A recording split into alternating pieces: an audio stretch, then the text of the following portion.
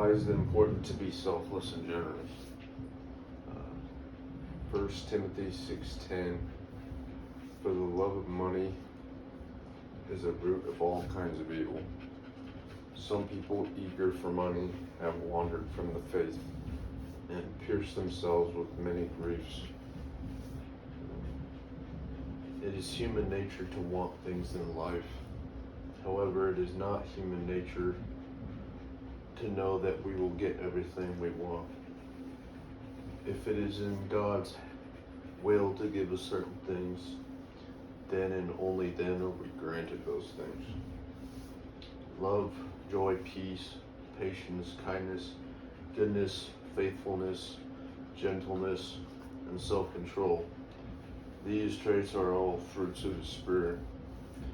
They are also results of life lived in alignment of God's guidance.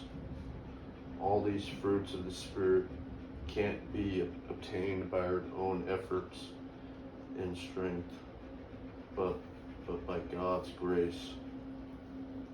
The thing about asking for more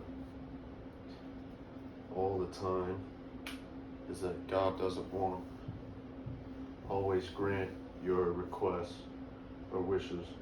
However, if you practice working on the fruits of the Spirit, He will be in favor of you.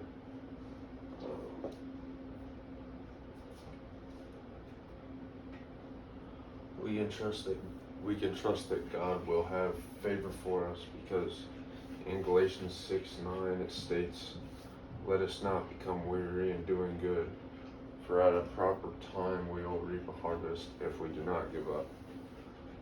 The opposite of greed is generosity.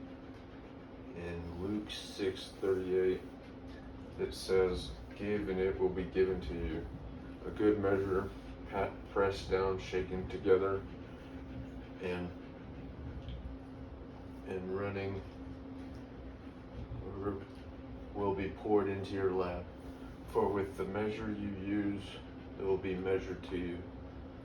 This verse encourages us to always be generous, because the lengths of which we go in giving to others out of the kindness of our own hearts are the same lengths that will be given back to us. This doesn't just mean if someone is poor and in need of money that we give them $20 and someday they repay you that $20. No, it could mean anything, such as giving a felon hope of a future life outside of prison by simply sharing the good news of God by reading the Bible to them. It could also mean spreading the gospel to a drug addict. Now, they may not immediately start a relationship with God, but a simple conversation could open their eyes and ears to Him. James 2:26, "For as the body without the spirit is dead, so faith without works is dead also." This verse is the opposite of greed, because it tells us that without spreading the gospel, then our faith is dead.